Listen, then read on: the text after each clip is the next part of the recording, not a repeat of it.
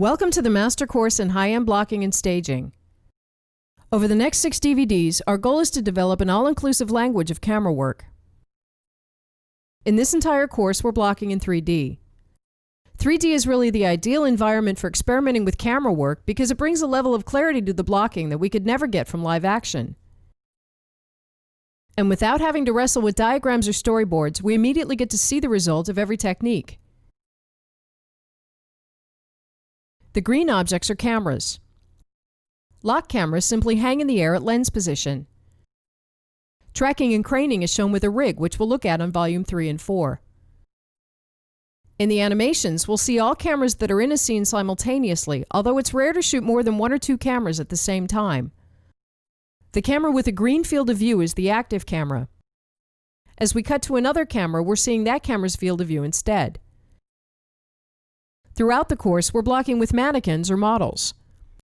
Models are not just the most patient actors to work with, they're great for blocking because they're completely expressionless. As we work with camera moves and the body language between the characters, all emotional impact must be coming from the camera work and not from the actors. By separating the camera work from the acting performances, it becomes extremely clear how we attach thoughts and feelings to the characters and how integral camera work is to creating emotions on screen. This course is an ambitious undertaking that is created with the highest goals in mind. The course is based on the assumption that real mastery comes not from knowing a few hot moves, but from having a deep understanding of every single technique. So what we'll try to do over the next 6 volumes is break down camera work into as simple components as possible and then put it all back together. The difficulty in making a course like this is that everybody knows different techniques, so in this course we'll attempt to cover literally everything there is to know about camera work from the ground up. This means that there will undoubtedly be plenty in here you already know, especially in the beginning. When that's the case, simply take it as a refresher. The course was originally intended as simply a collection of every conceivable technique that one could watch again and again to make every technique completely automatic and second nature. Often, as soon as we're on the set, confusion takes over and the blocking becomes reduced to a series of scattered cameras that we hope to stitch together in editing. In order to avoid this blindness at the last minute, we need to not only know every technique, but to know them so well that we can use them without really thinking about it. So after watching the course, it's suggested to watch it over and over, with or without sound, to hammer in techniques until they become automatic.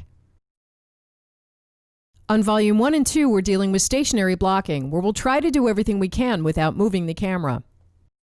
On Volume 3 and 4, we work with a moving camera and develop a comprehensive language of camera moves. On Volume 5 and 6, we develop an effective blocking method that produces excellent results for the vast majority of scenes and put everything to use by staging a lot of scenes. The ultimate goal of this course is to make directing as intuitive and playful as possible, which is ironically best achieved by having extremely strong technique, far beyond what is necessary. The purpose of this course is never to create a rigid or boring set of rules that must be followed, but to get the power that comes from knowing literally every technique in depth. The underlying assumption is that you'll take everything in here and use it how you want. With that said, let's start by running down some basics.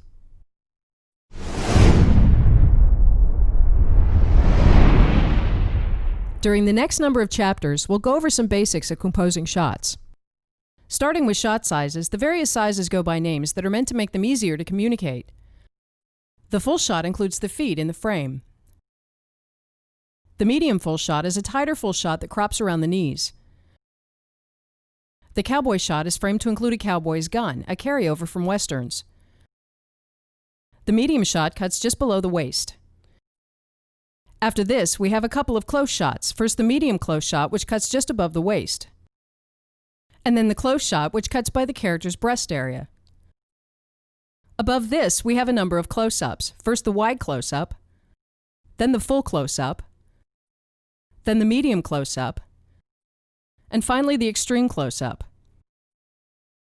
Too much credit is given to these names because they aren't exact and most people don't agree on what they mean or even use the same words. And if the character needs to move, which he usually does, the terms become meaningless. So all shot sizes are sort of. Here we're sort of in a medium close.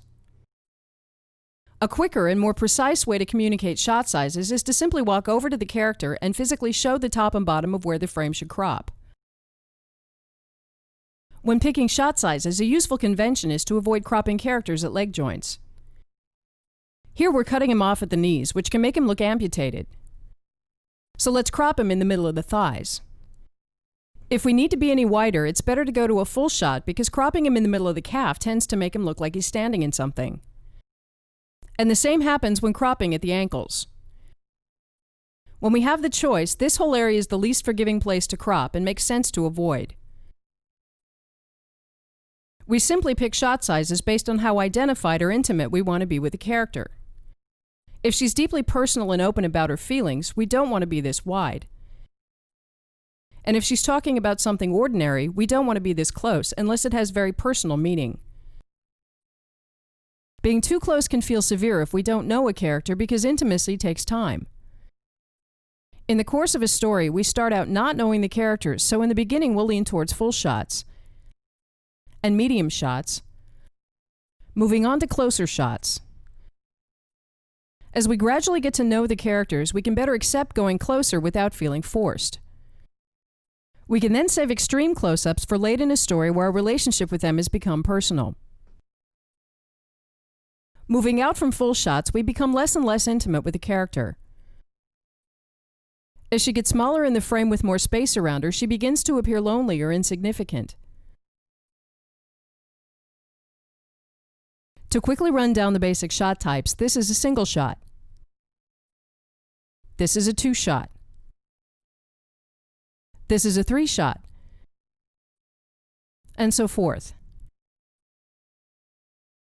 An insert is a close-up on a part of the scene.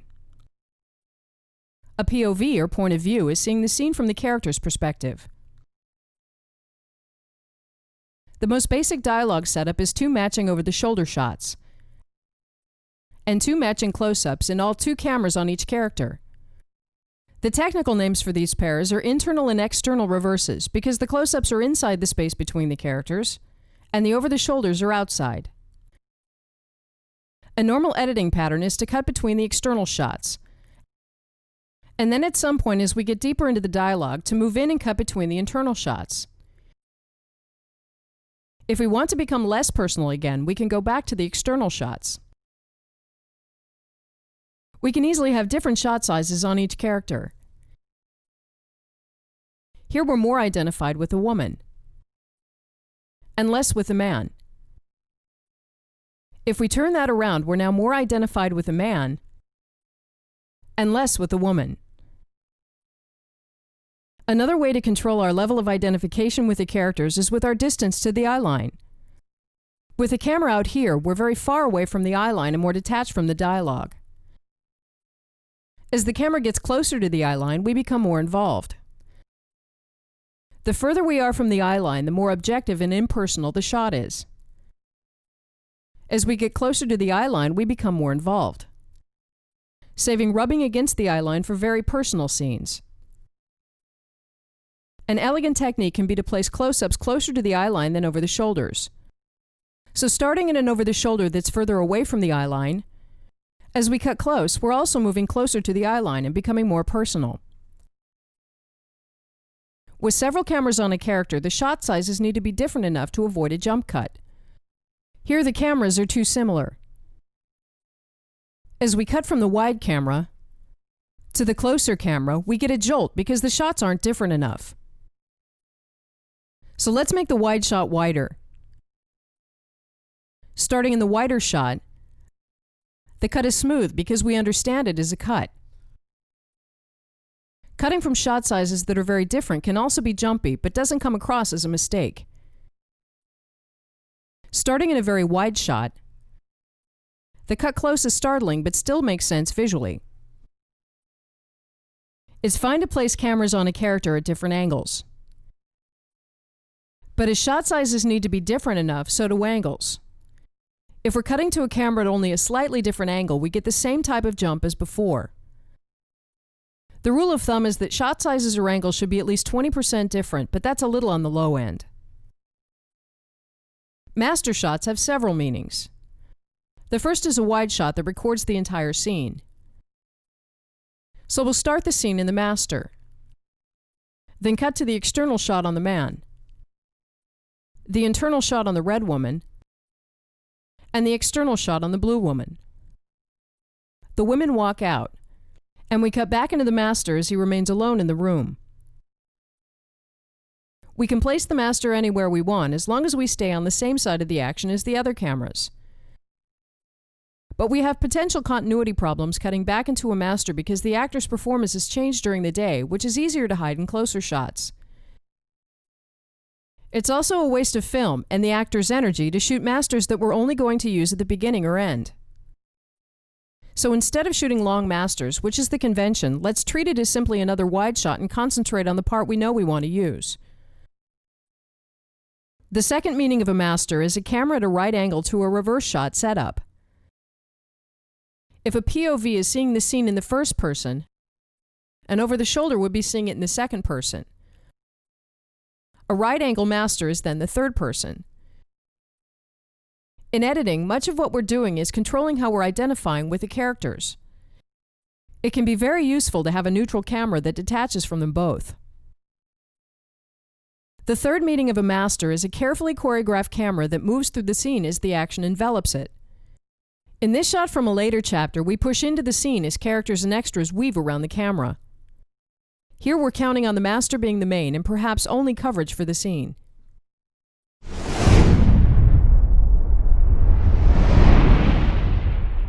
Shot size comes from either the distance between us and the characters or from the focal length.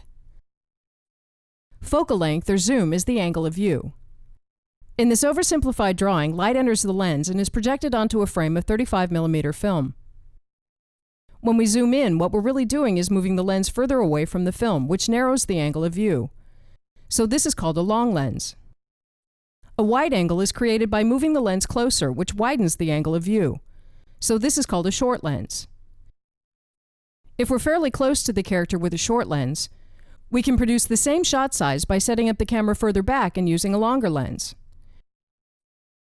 As we cut between these two cameras, the shot size is identical, but the perspective is very different. Focal length makes an enormous difference in the relative sizes of characters or objects. Here we're in a regular over the shoulder, but as we pull back and zoom in, the perspective becomes much flatter and the characters seem to have the same size.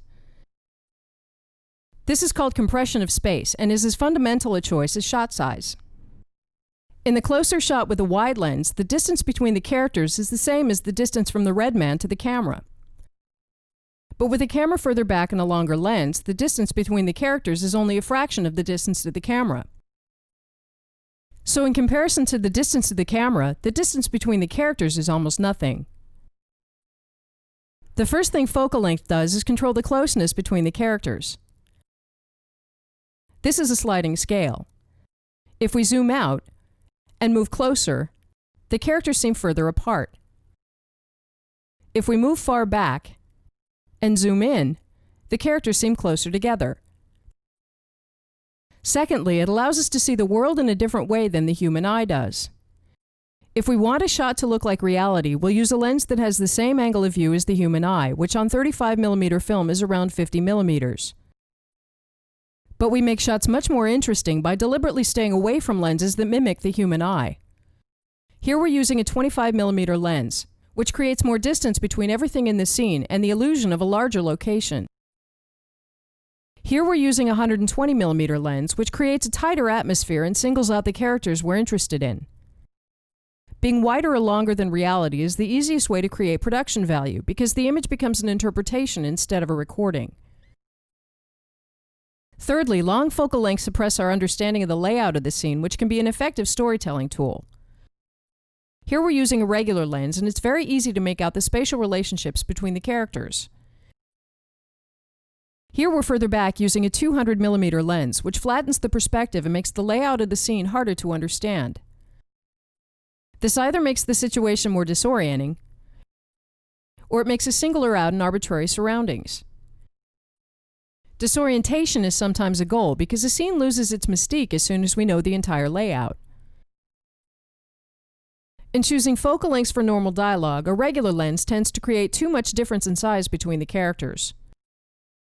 If we pull back and use a longer lens, the sizes of the characters even out more, and the atmosphere becomes more intimate. So the over-the-shoulder is really out here. In close-ups, a regular lens can put us uncomfortably close to the character, and it can feel like we're shooting up her nose. So we'll again make the shot slightly longer from further back, giving us a flatter perspective and a more forgiving shot. Cutting back and forth between the two versions, the difference in perspective is very clear. This puts the close-up by the blue woman's shoulder, so we'll sometimes need to cheat her position. Cutting between cameras that have very different focal lengths usually doesn't work well. As we cut from a regular lens to a long one, the mood changes very abruptly, which is more apparent in live action than on a simple 3D set. As we pan with the characters in a very tight shot with a long lens, the cut to a regular lens seems strange because we're cutting from a compressed and intimate shot to an ordinary one. The exception to this is that shorter lenses come more naturally to wider shots because we want to capture more of the scene. And longer lenses come more naturally to closer shots because our goal is to become more involved. So going from a master that might be a 30mm to get more of the scene, the cut to an 80mm close-up doesn't feel like a sudden change in focal length because it happens for a reason. It's really not necessary to go around thinking in millimeters, except to remember that 50mm is about the same as the human eye, that higher numbers are longer and lower numbers are shorter. But it's useful to notice that the angle of view skyrockets as the lens becomes shorter, so there's an enormous difference between a 20mm lens and a 10, but almost no difference between a 190mm and a 200.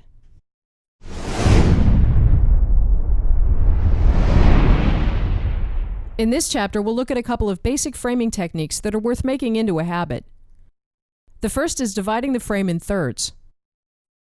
In this external shot, there's given no priority to any character, and we're spending a good portion of the frame shooting the back of the man's head. So let's divide the frame into thirds, and give 2/3 to the woman and 1/3 to the man. We'll do the same in the matching reverse. As we cut back and forth, the character in focus has the major part of the frame. In close-up or internal shots, we'll again give 2/3 of the frame to the character in focus, but instead leave 1/3 of empty space in front. As we cut back and forth between all four cameras, the framing is balanced. Dividing the frame in thirds is a carryover from paintings and is not as much a rule as a helpful guideline to create pleasing framings.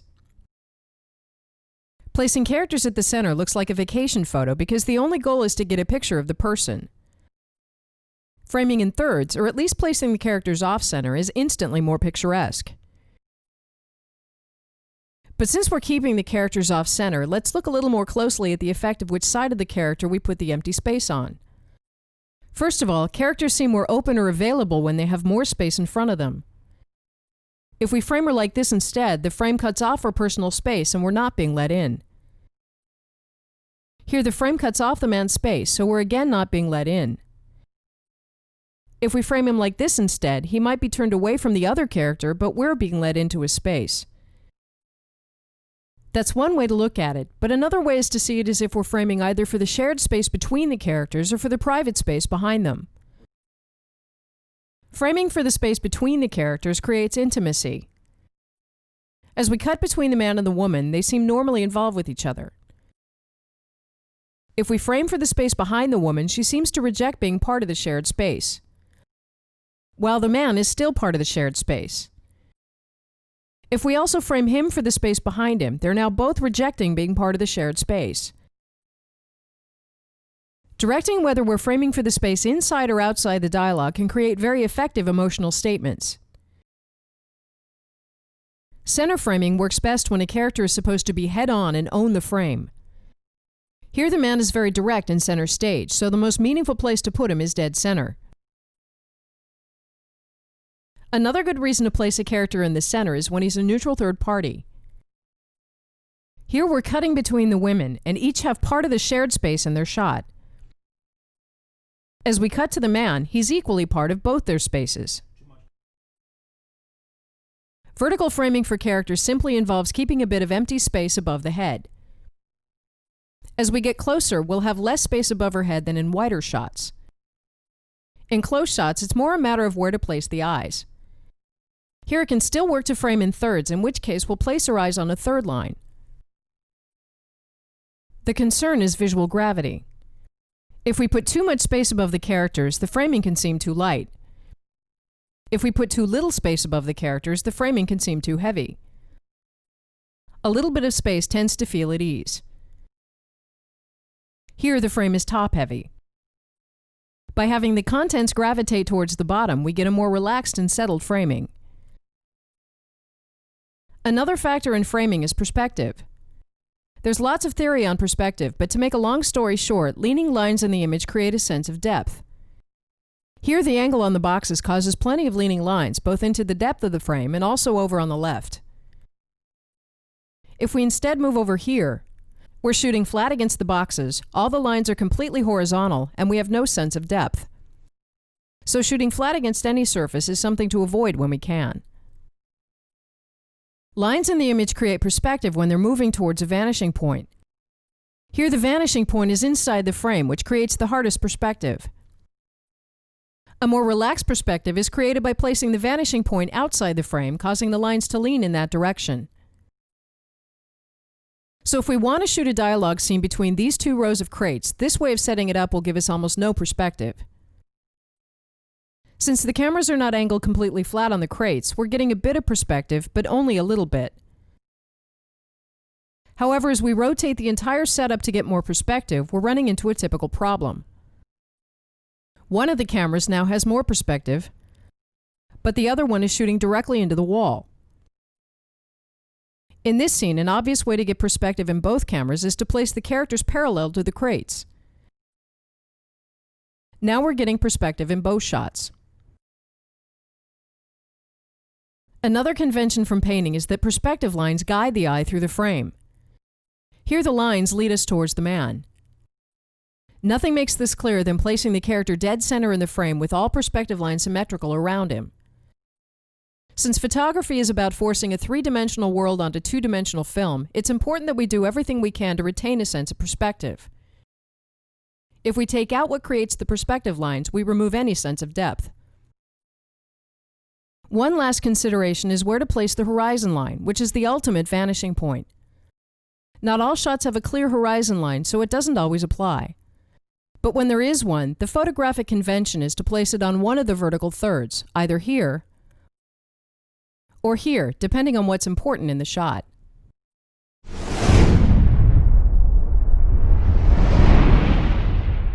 In this chapter, we'll look at the effects of camera height. It's a common notion that placing the camera lower makes a character look big or superior, and placing the camera higher makes the character look small or inferior. That's generally true, at least when we're around eye level.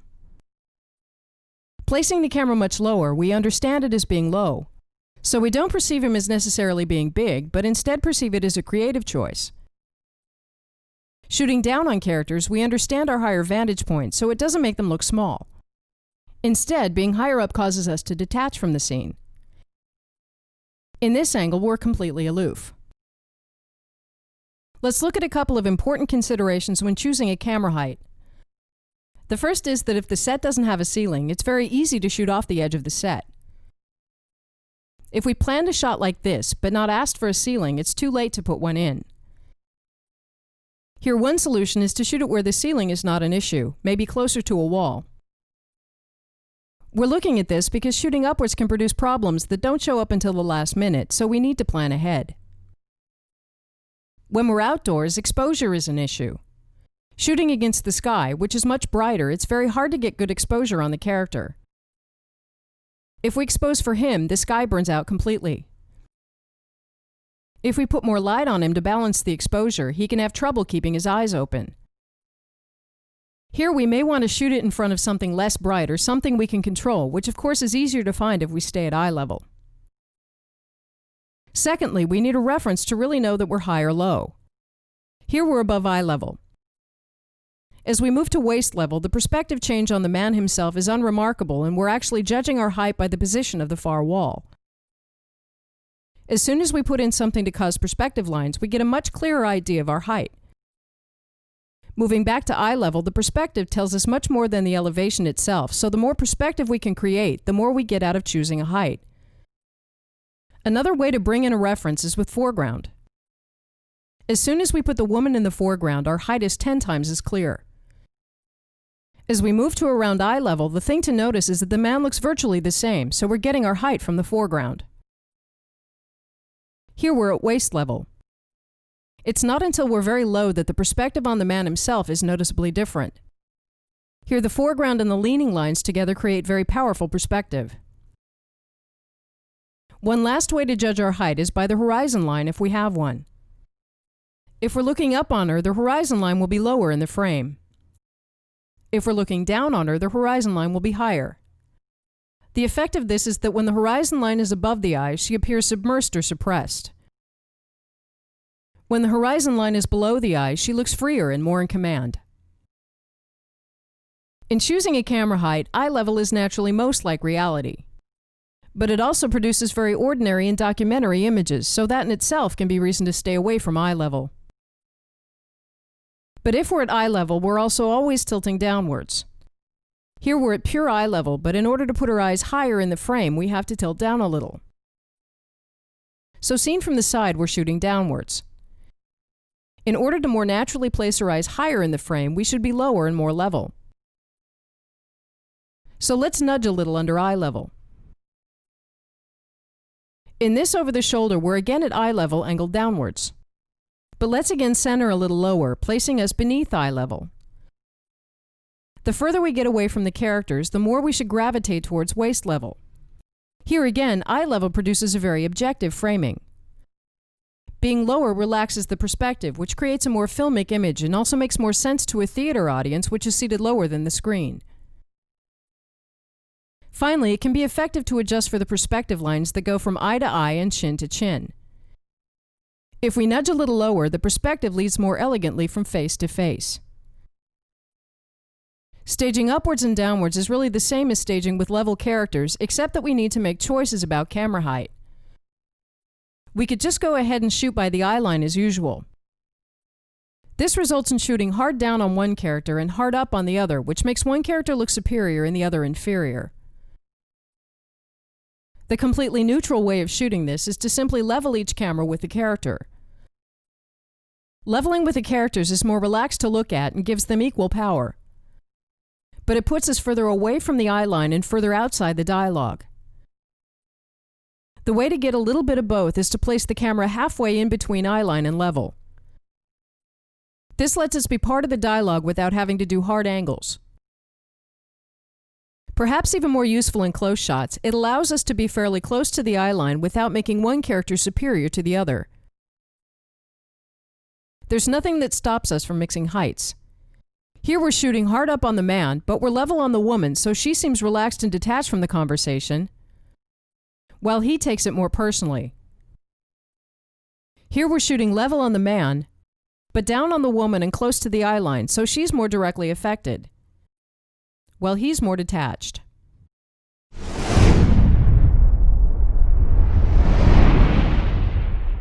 Most people are familiar with the line, or the 180-degree rule, so let's look at it for the record. Simply put, once we pick a side of the action to be on, all cameras to cover that action need to be on that side. The line can be the eye line, but not necessarily. Here one character is facing away, so the eye line doesn't apply. Instead, we'll say that the line is created by attention, either between characters or between characters and objects.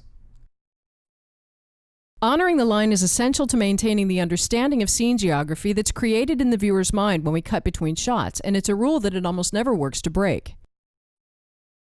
So let's look at what happens if we do it wrong. We'll put one of the cameras on the other side so that we're jumping the line every time we cut. Starting in this camera, we're fine, but as we cut to the other camera, the characters are flipping positions and we've lost all orientation. Expecting action to be covered from the same side is so ingrained for all of us that one of the only uses for jumping the line is to deliberately trick the audience. Here the woman hears someone by the door, so her attention goes in that direction, putting the line here. We'll then set up another camera on the other side to cover the man walking over. As the woman looks, we're expecting the man to be entering from the left. But as we pan with him over to the woman, finding ourselves on the other side of the line is startling. With only a couple of characters and no movement, it's easy enough to know which side of the line we're on. So let's turn up the heat to see why line management is so important. In this scene, which is not unrealistic, we have a lot of dialogue crisscrossing the scene as well as several characters moving around. First, the red man talks to the blue woman, so we'll put in 2 cameras on this side of the line. Then he talks to the red woman, so we'll put in 2 cameras here. Where in this camera as he walks to the red woman, so this camera is now on the wrong side of the line. As the man in the suit joins the conversation, the cameras we put in for that have to be on the side we're already on. Where in this camera, as the red man turns his attention to the blue woman, so staying on the same side we're currently on will create an internal reverse on her. As she turns her attention to the man in the suit, this camera's still good. And these cameras just became valid again. But we can't cut to any of these cameras. As we go on, we have more and more lines to be aware of, and each line decides which cameras we can and can't cut to. As we add moving cameras to the equation, the scene can potentially become uncuttable unless we develop a keen awareness of where the line is at all times. We need to be able to solve situations like this at the snap of a finger, so we'll work quite heavily with line management on these first 2 volumes. For now, let's take a quick look at the major techniques for managing the line and then cover them later in more detail. The first important distinction is that the only problem is cutting across the line. It's fine to cross the line as long as we see it happening. There are really only 2 ways to see a line cross happening, either by moving the characters or by moving the camera. As the man walks, he takes the line with him and the line crosses us. Most character movement forces line crosses, which in turn decides where other cameras need to be, so unless the scene is extremely simple, this is something we need to deal with. The other way is by camera movement. Anytime we do a camera move, it's very likely that we cross a line in the process. Here we're simply tracking across the line. It's important to be aware of which side of the line we end up on because it would be impossible to cut to any camera on the other side afterwards. Often both happen at the same time. As we track with a man over to a right-angle master, he causes a line cross as well as us.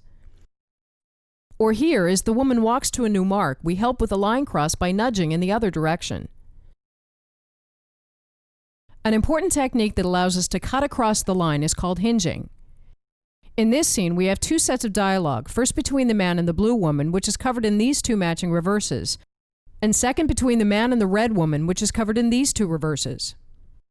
We can't just cut between the cameras at random.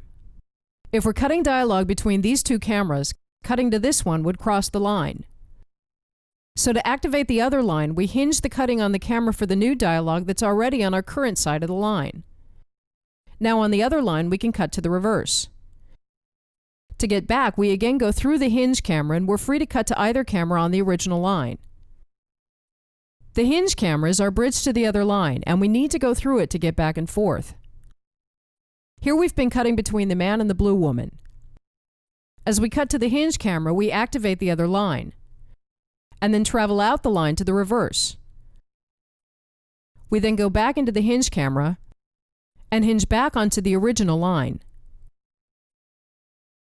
A less useful but still noteworthy way of cutting across the line is to cut through a camera that's placed exactly on the line. As soon as we're directly on the line, we've lost any reference to which side we were on, so either of these cameras is a good cut. Starting to the left, we cut to the camera exactly on the line. Since we're now neutral, we can cut to any camera. A distinction that perhaps goes without saying is that we only need to manage the line within the scene. If we're on this side, and then cut away to a different scene, when we return, we're free to start on either side of the line, but then of course have to stick to that side. Besides using these techniques, the easiest way to make line management simpler is to clean up as much as possible before we even get started. The first way to do that is to filter out the characters we don't care about. As soon as the view is less cluttered, it becomes much easier to keep track of which lines we need to be concerned with, and it's usually fewer than it looked like before. The second way is to decide on a major coverage angle. If we don't do that, we'll basically have to put in cameras for every position of every line throughout the scene. Deciding to generally cover the scene in this direction increases the likelihood of a camera staying useful as the line moves around. The extreme of this is sitcom or soap opera blocking, where all cameras are outside the scene and pointed in more or less the same direction, which of course is not our goal. But first deciding on a general shooting direction is much easier to build from.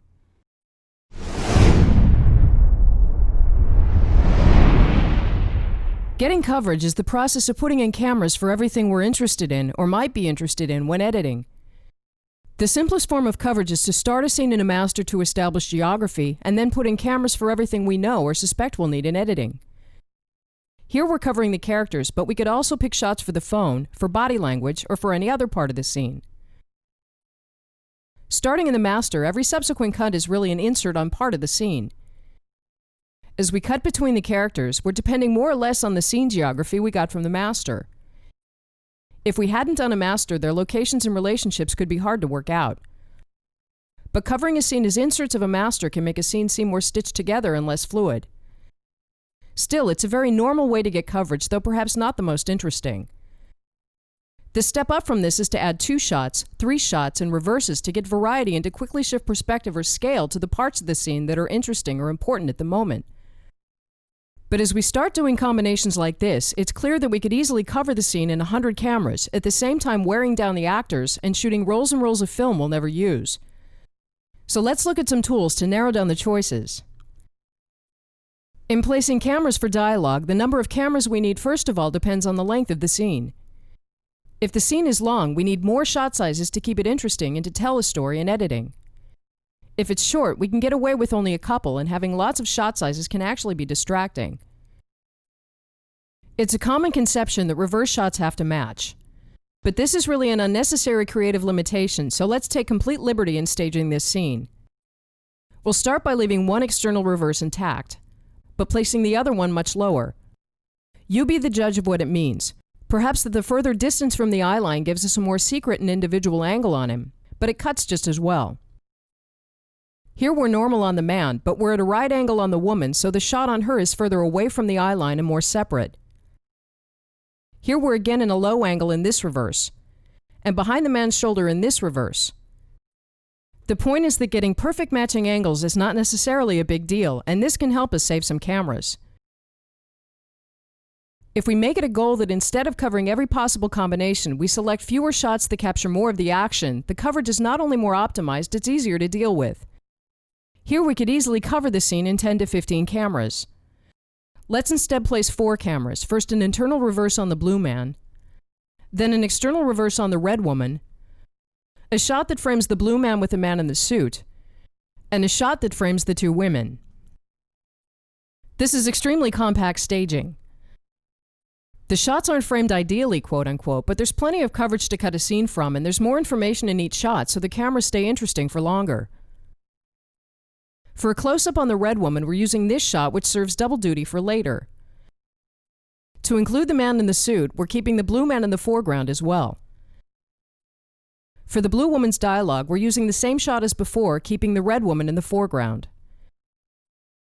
The scene cuts just as easily as if we were covering it by the book, and it might in fact be more interesting. A powerful way to select shots is by grouping characters to emphasize relationships. By grouping, we show who's together and who's not, which brings meaning to the coverage. In this scene, we're in a negotiation. The man in the suit is a businessman. The blue characters are a married couple. The red man is the attorney for the businessman, and the red woman is attorney for the couple. Since we're in a negotiation, that first of all creates 2 very clear groups made up of each team on opposite sides of the negotiating table. So let's start by framing one camera for the businessman and his attorney, and another for the couple and their attorney. Cutting between them, we show the members of each group together in that group and opposite the others. Every shot can be a different grouping of the same characters. If we want to show the couple as a unit, we'll make them into a group for this shot. If the blue woman and the attorney have a small exchange, we'll make that into a group as well. Grouping characters together shows relationship, whether it's a positive or a negative one. Let's say that during the negotiation, the businessman begins revealing a secret he knows about the blue woman. That creates a relationship here, which we'll cover in 2 over the shoulders. The blue man is disheartened to hear the truth, so let's create a shot to group him by himself. Let's create another single shot on the businessman as he enjoys his victory. Grouping to show relationships is not a law, because sometimes we just want a 3-shot if that's where the action is. But it can be a helpful and quick way to get meaningful coverage in fewer cameras. After the opening, we'll cut between the group on the couple and the group on the businessman. At some point, the blue woman consults the attorney. Meanwhile, the businessman and the blue man continue the negotiation. The blue woman comes back with a remark. The businessman then turns his attention to her and begins revealing a secret she hasn't told her husband about. We go back and forth for a while. The couple's attorney objects, but the truth is out, and we cut to the blue man as he takes it in. We cut to the businessman as he enjoys his victory. We could go on and create as many relationships as we need, maybe some bickering between the attorneys. But the important thing is that instead of having covered the scene from every conceivable angle and hoping to work out the meaning later, we've chosen the meaning going in. We don't cover everything, and we don't need to.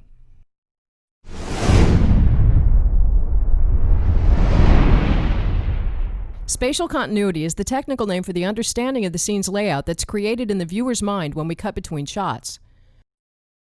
From the various cameras that make up the coverage, the viewer depends on being able to mentally stitch the scene together. Here, the 2 shots glue together and create the illusion of continuous space, with the woman to the left and the man to the right. But in this case, the choice of angles made us construct the wrong mental model of the scene. The characters are really seated back to back. So let's look at some ways to create spatial continuity. The easiest way is to start in a master. Coming from a complete overview of the scene, the geography is so clear that it almost doesn't matter what we do afterwards. We can sometimes even cross the line. That's the classic reason for starting a scene in a master, but starting in a master has some significant drawbacks, which we'll look at in the next chapter. Honoring the line can by itself be enough for the spatial orientation to make sense. When we cut to different cameras on this side, it only takes a moment to deduct from our mental model where we've moved to.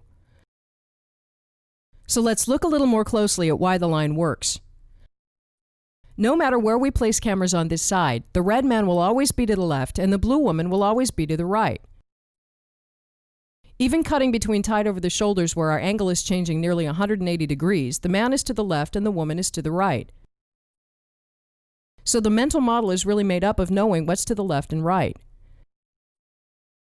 The problem is that if we're suddenly on the other side of the line, the man is now to the right and the woman to the left.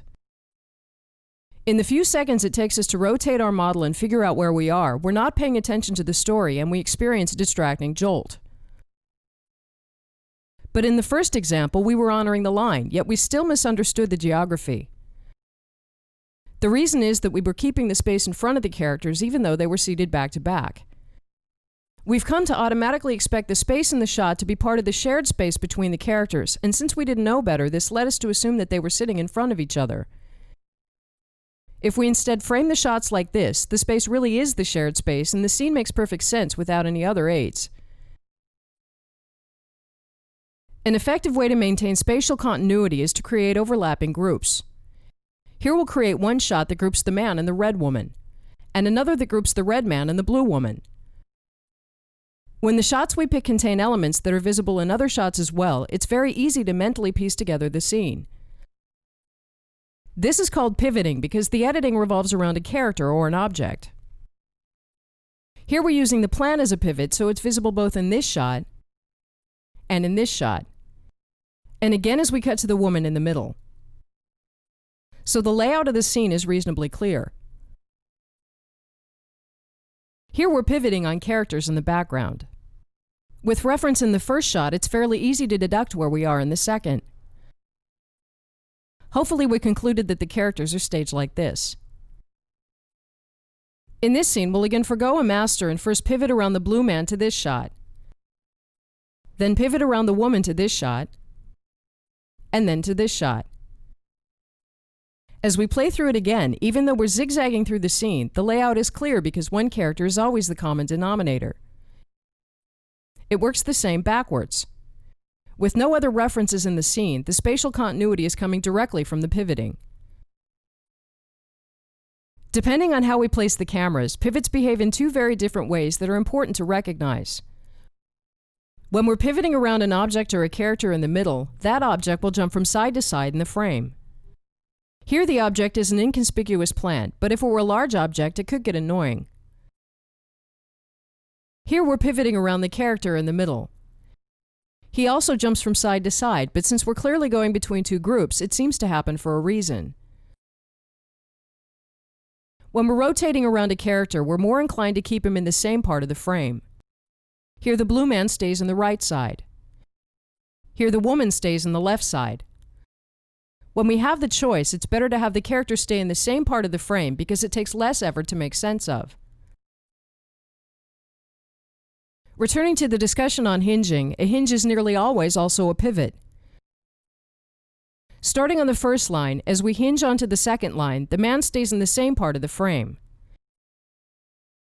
After having traveled out the second line, we're back in the hinge camera. As we hinge back on the first line, we again pivot around the man. On our way back, the line is here, so pivoting into this camera is technically a line cross. However, since we're pivoting on the man, the cut is smooth enough that it really doesn't matter.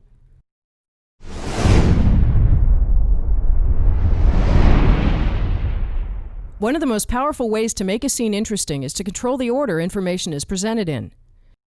To do that, let's first look at the concept of open and closed framings. An open framing is a framing where we don't have everything we need to understand what we're seeing. The real story, the key information, lies outside the boundaries of the frame, and we're only seeing a small part of the bigger picture. That immediately makes us ask questions like, where are we? What are the papers scattered on the table?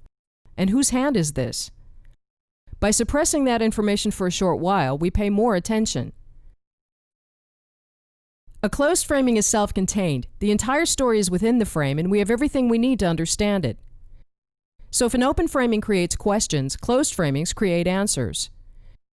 As soon as the cat's out of the bag, we can't go back to an open framing and expect the same sense of mystery and curiosity. Everything is now just an insert. And the long, slow reveal from before has now lost most of its punch because we already know the larger whole it's part of. Anytime we can make a scene move from open framings towards closed framings, the scene as a whole becomes more interesting than if we do it the other way around, and it's a very effective habit to develop. On a slightly larger scale, the logic of open and closed framing is key to deciding the cutting order of shots in a scene. Here we're starting on a single character, and we don't know that this is an open framing until we cut to reveal another character also in the scene. A classic comical trick is to play on assumptions, as here where the man is talking about something deeply personal, so we assume that he's maybe with a therapist. Cutting to reveal him in the center of the boardroom of a Fortune 500 company completely changes the meaning.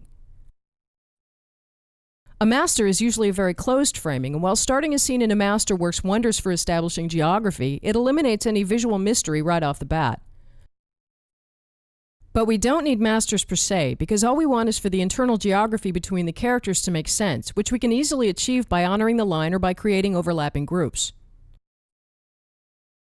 Masters work best for scenes where we need to deliver a lot of information quickly because one glance conveys the whole situation.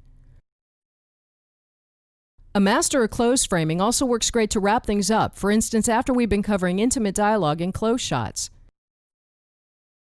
We then cut to a wide shot to close the scene.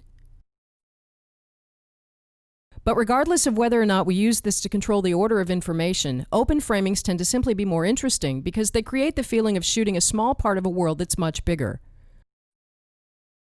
Closed framings, on the other hand, give the feeling that the world has a definite size. In this scene, we're restricted by the size of the set, and whether we're on a soundstage or on location, the edge of the set is a realistic concern. So the tendency is sometimes to just barely squeeze the action into the set and cover it in the widest possible shot to capture the whole available scene. But after a while, we begin to feel confined, as if the world ends just to the left and the right of the frame. Which is true. The slightest pan reveals the edge. This often makes a set look like a set. What we really want is the feeling of a world that extends infinitely beyond the boundaries of the frame and where we're simply capturing the part that happens to intersect. So if we resist shooting the set as a whole and we stick to more open framings, we of course don't get to see all the production design, but the characters become much more part of a real environment. But this doesn't have to exclude wide shots. We just have to make it appear that the world continues outside the frame by having the surrounding environment spill into the frame.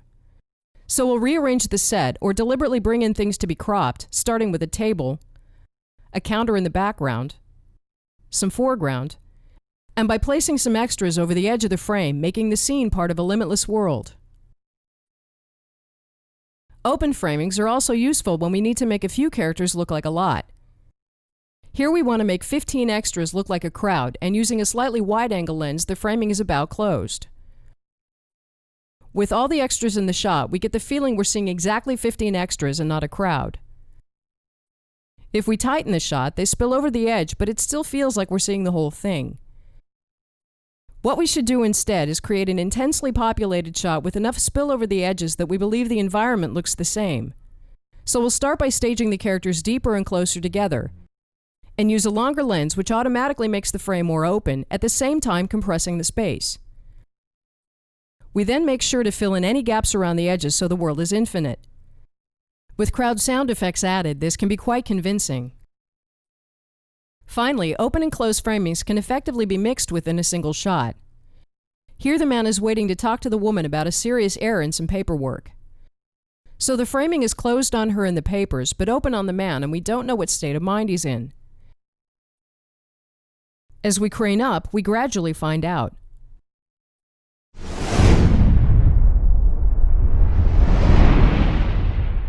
In the next number of chapters, we'll run down some simple geometric shapes to align cameras and characters by. These shapes are not goals by themselves, but they can be an aid in structuring coverage because once we spot a shape in a scene, we have a set of techniques ready to go with that shape. Placing cameras at right angles can be a useful alternative to over the shoulders when the characters are standing at angles to each other. As we cut between the cameras, each shot is a frontal view of the character in focus and a side view of the other, making each shot personal to each character. Putting the cameras out here, we're doing the same thing, but from outside the action. The side view is now the main view on each character. Whether or not to stage in right angles is a style choice, but it can be effective when characters are also arranged in right angles. This happens surprisingly often. Here the man is trying to communicate with a woman, but she's keeping to herself, so let's put in one camera for her and a right angle camera for them both. Let's do a close shot version of the last camera as well. Starting in the single shot on the woman, this layout gives us very expressive coverage to edit from. The main benefit of right angle cameras is that they very naturally isolate characters and can make shots more individual. Outward cameras are placing cameras outwards from a central point. This can be a manageable way to cover scenes that easily have many lines like this scene where the characters are sitting around a table. The philosophy is to aim all cameras out from the center, but in reality we'll be backing up most of the cameras to get a better framing.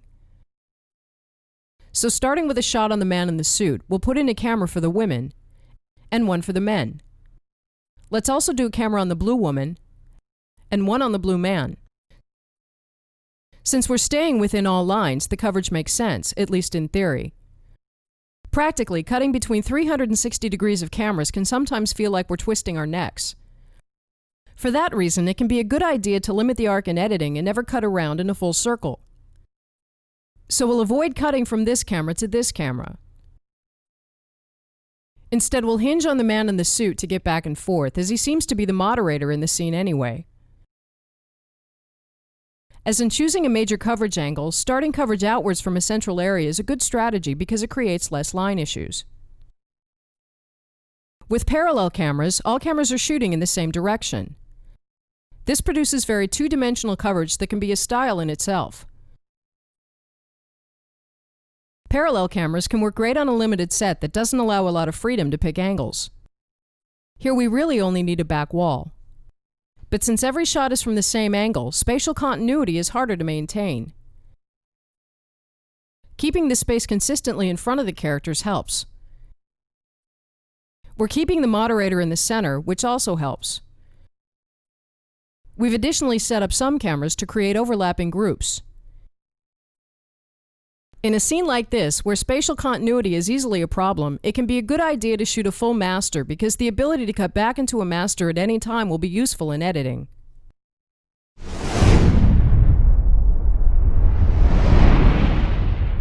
Character arrangements often naturally fall into shapes that resemble letters of the alphabet, like I, A, L, U, and O. It's sometimes considered a rule to actually stage characters according to these shapes, but that can sometimes seem staged. Our goal here is merely to have a library of possible camera plots ready for when we find ourselves in shapes that are close to them, which happens often. The I shape is the simplest one and has the characters arranged in a straight line. Two-character dialogue is often automatically an I shape and is easily covered in a selection of reverse shots and perhaps a master. When more characters are added to the straight line, the best approach is to think in terms of creating various groupings and pivoting on certain characters to help glue the scene together. So let's create some groups starting with a 3-shot here and a reverse 3-shot to match. Let's also create 2 over the shoulders here for dialogue between the woman and the red man. At some point, the woman turns, and we'll set up 2 reverse shots for this dialogue as well. Let's also add a close-up on her. We've set up the camera so that the woman can be used as a pivot. As we cut between the closer shots, she's the common denominator between the 2 major groups. It's a matter of taste how much coverage to add. This scene is overcovered as it is. There's no formula for which groups to create because it depends on what the scene is about, but the sooner we can make the selection, the less we'll have to shoot.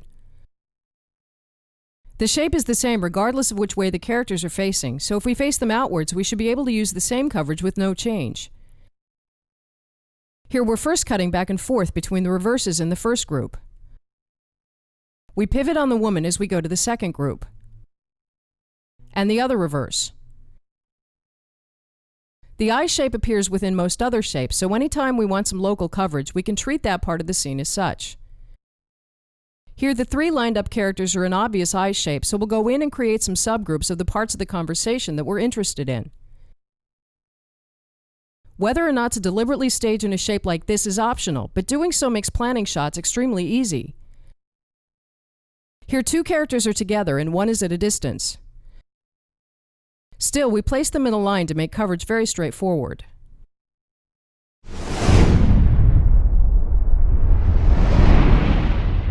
The A shape consists of 3 characters arranged in any kind of triangle and is a shape that appears in one form or another in the vast majority of scenes. So it's extremely useful to have camera plots at hand for it. The easiest way to cover this is as a series of reverse shots in various sizes, starting with an external reverse covering all 3. And a matching reverse here.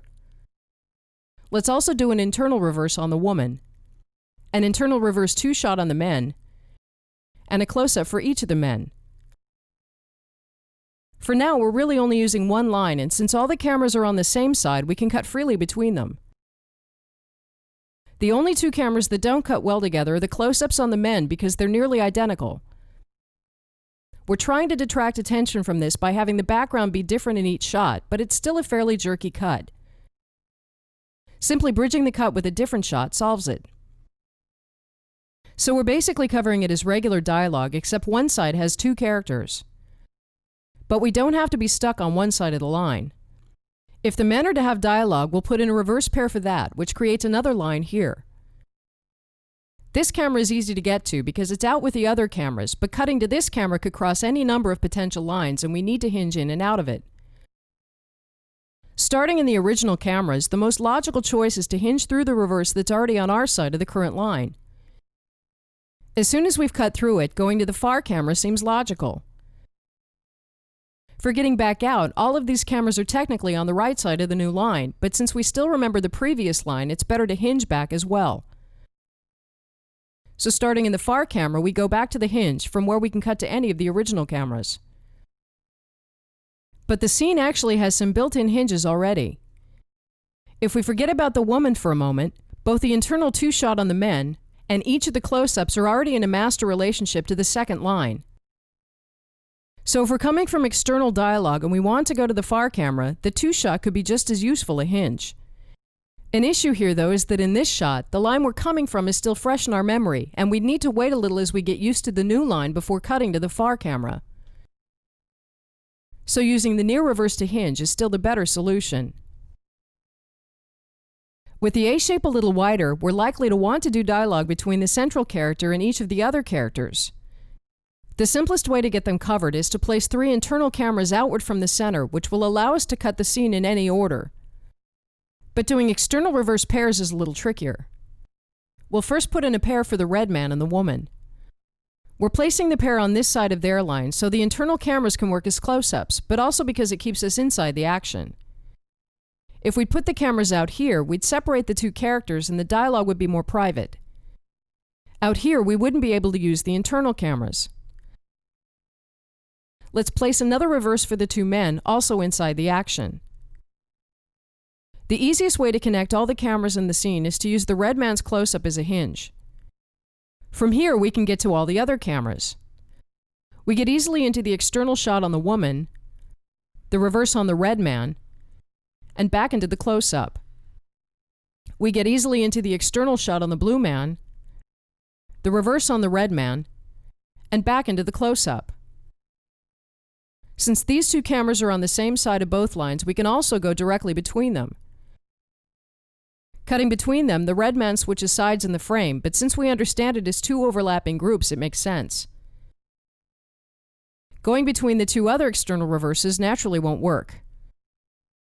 Starting in the first one, the jump across 2 lines is very distracting. But let's go ahead and look at what happens if we place one of the reverse pairs outside the dialogue. Here we have almost no way to get into these reverses, so this camera is the only choice for a hinge. From the hinge, let's look at the 2 only cutting options, starting with this one. We'll then be pivoting on the red man to the similar reverse on the woman. He stays in the same part of the frame, and the 2 other characters simply replace each other. This can get jumpy if the shots don't look different enough, so let's bring in some background. Pivoting back, the cut makes more sense, but can still be a little on the edge because the shots are so similar. Hinging to the other reverse is a smoother cut, but causes us to leap around more, which can sometimes be startling as well. As we go from one reverse to one on a different line, we're still pivoting on the man. There's no preference here because both work, and it's a choice we can make in editing. Our only concern when shooting is to make sure to build in a hinge. If we want some master coverage of the A shape, a thing that works great is to place one line straight down the center and position the master on it, and also a mirror on the other side. Cutting back and forth, both cameras are exactly centered, and each shot is a mirror of the other, which can be interesting coverage by itself. But the beauty is that just as with a close-up on the man, we can get to and from any camera in the scene from these masters.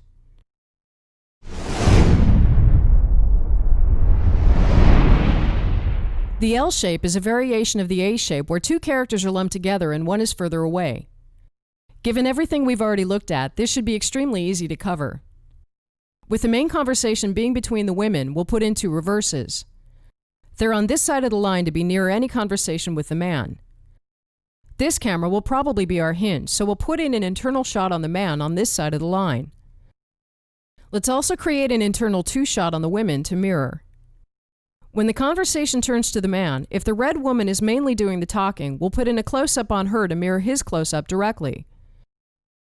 If this is a short scene, we've already overcovered it, but let's top it off with an external reverse here and an external reverse here. So starting in the external reverses between the women, we're cutting back and forth since this is the main dialogue. Out in the hinge, we suddenly cut to the close-up on the man as he makes a comment. In the 2 shot on the women, they turn to him. Here we do a bit of external reverse dialogue between the 2 groups. At some point, the conversation becomes more personal between the man and the red woman, so we cut between his close-up again and her close-up. Back in this external reverse, the women stand for a bit, then again turn to each other. We cut back into the hinge, and then the reverse on that line. Back in the hinge, we cut to the man's close-up again for a silent reaction. With the L shape, let's introduce a unique way of cutting across the line. Since the L shape closely resembles the A shape, the main difference is that the dialogue centers around two characters with a third occasionally participating, in this case the blue man. With two internal reverses on the red man and woman, we'll put a third camera for the blue man out here, still on our side of the line, and a close-up on him as well. Obviously, we'll be able to cut between these three cameras, bringing in the blue man with this camera. Using that as a hinge, we can cut to the close-up, back into the hinge, and out to the reverse dialogue. That's doing it by the book, but the unique thing about this setup is that we don't need the hinge. Starting a reverse dialogue between the red man and woman, we'll be skipping the hinge and cutting straight to the close-up on the blue man. As we cut, it makes just as much sense as it would have using a hinge, even though we're jumping the line. Cutting back into reverse dialogue, the blue man was looking at the red man, so we'll cut back to him. The reason it works is that in the close-up, we really don't know how far back we are. We could produce almost the exact same shot by being back here with a longer focal length. So even though we're jumping the main line, we don't necessarily know it. This is useful because it allows us to do close-ups on all the characters on the other side of the line. Here we're again cutting back and forth in reverse dialogue between the red man and woman, but the close-up will be on the blue woman deeper into the scene. We cut to her for a comment, but the close-up is likely to be perceived as being on our side of the line. Even if it isn't, it's close to being legal, and if we've previously established geography with a master, we'll get away with it. This technique doesn't look pretty on paper, but it works and is invaluable when we're dealing with a lot of characters.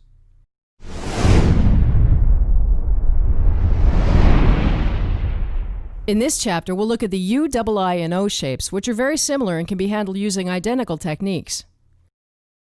The U shape has two rows of any number of characters and one center character to complete the U. If we remove the center character, we're left with two I shapes across from each other. If we bring him back and add a character at the other end of the table, we have a full circle or O shape. The main difficulty here is that we're dealing with a lot of characters, and with dialogue crisscrossing the scene, we need a way to manage what is easily a very complex scene. A thing to notice is that it's generally easier to cover the scene from inside and outwards. If these three characters are having dialogue, this creates three lines, and staying within them we can cut back and forth as we please. As soon as we move outside and do over the shoulders, we'll be crossing lines in every cut, and we'll have to work out a plan for hinging. A second thing to notice is that with a master of the scene, getting coverage and managing lines becomes much more forgiving because the geography is fresh in our minds. And if we later find ourselves entangled in lines or have lost orientation, there's no faster way to get out than with a master, even if it means crossing a line on the way out. A third thing to notice is that doing groupings that include more than one character is much better than doing single shots on each character. Not just because we have less cameras to shoot, but because overlapping characters and scenery makes spatial continuity easier to maintain. This means that even if the red man is mainly doing the talking, we frame the shot to include the extra next to him, and this will also be her shot if she has dialogue. A last thing to notice is that the dialogue is usually between very few characters and the rest function as extras. So if we remove the others, we can easily cover the scene using techniques we've already looked at. Here the dialogue centers around the man in the suit and the blue woman, with occasional comments from the others, so let's try the line-crossing L shape we looked at in the last chapter. We'll simply put in two reverses for them, a master, an insert on the blue man and the red woman, and an insert on the red man and the surrounding extras. Starting in the master, we'll cut to one reverse on the main dialogue, and the other. Then sneak across the line to this shot, and to this shot, back in reverse dialogue, and so on. Finding a shape based on the characters that really matter quickly gives structure to the coverage, and adding all other cameras according to these lines gives us more than enough to cover most scenes with. But let's look at a different technique that can handle any scene regardless of how complex it is. When the dialogue is all over the place, and no simple technique will solve it, the trick is to draw every conceivable line in the scene and then place cameras that work for as many lines as possible. This will temporarily make the diagram look overwhelming. The obvious lines come from dialogue. Here the CEO at the end of the table talks with a blue woman. He also talks with a red man, and with the red woman, who also talk with each other. At some point, the blue woman comments on something the red woman is saying. And at some point, the blue man comments on something the red man is saying, after which the CEO adds a remark. Other lines come from reactions, or from anywhere there's a tension between characters. This extra will have a reaction to something the red man says, which creates a line here. And this extra will have a reaction to something the red woman says. For the beginning of the scene where this line is active, we'll start with a wide over the shoulder on the woman, a close-up on her, and a close-up on the CEO, which we've placed like this so it'll work for dialogue with the other characters as well. For the main dialogue between the CEO and the red man and woman, which happens within this triangle, we'll add 2 more outward cameras, and all 3 will cut smoothly as long as we're inside the triangle. For the dialogue between the red man and woman, we'll also add a pair of external reverses, which we'll need to hinge in and out of because we'll be crossing these lines. For the remaining cameras, let's try to be a little wider to build an overview of the scene. While the red man is having dialogue with the red woman, the blue man makes a comment, so that camera will need to be between these 2 active lines.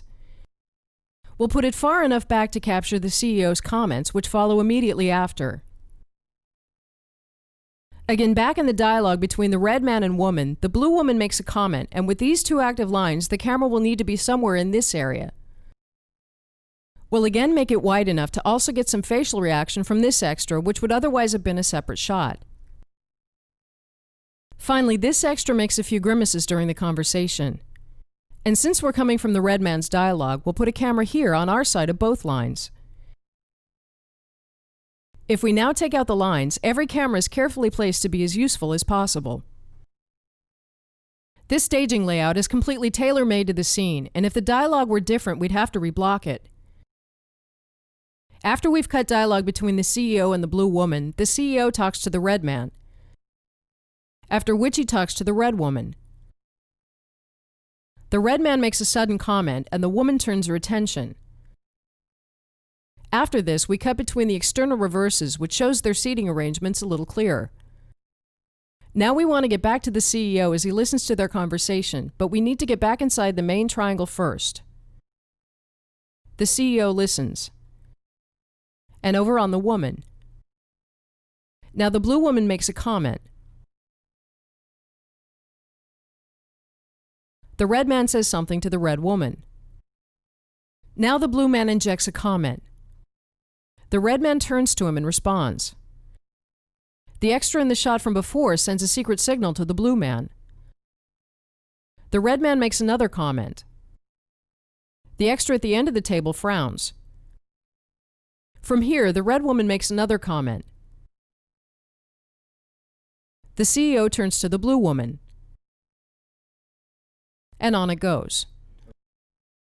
The technique of drawing all lines in the scene and picking cameras that fit with as many lines as possible allows us to cover scenes with even an absurd number of lines. The U shape is a very typical shape, but the way we covered it had more to do with the fact that we had a lot of characters.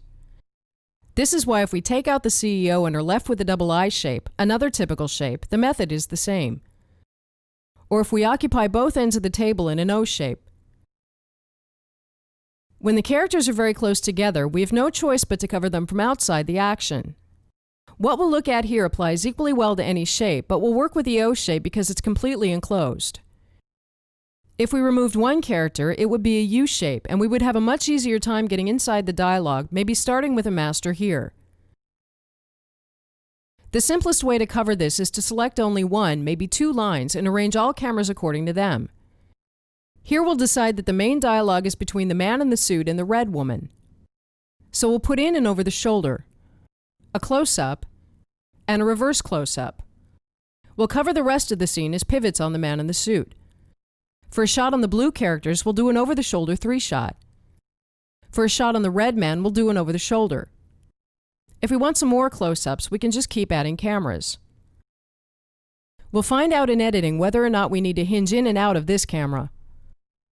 All of these cameras will cut fine together, but it could be a problem cutting between these 2 cameras in the reverse 3-shot. Starting in the first over the shoulder, we'll cut close on the red woman.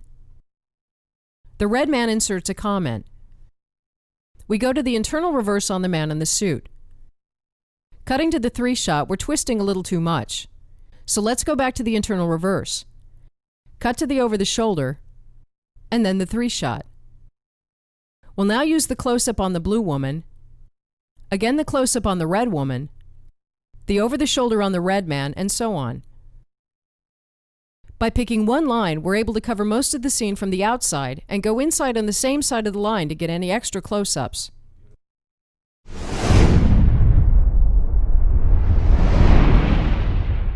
Probably the hardest situation to get an overview of is when characters are scattered all over the scene.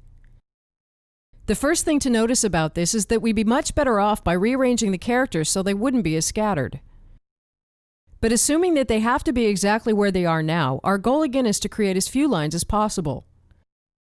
First, we'll consolidate all characters close to each other and treat them as one character, so for line purposes, these two will be one character, and so will these two.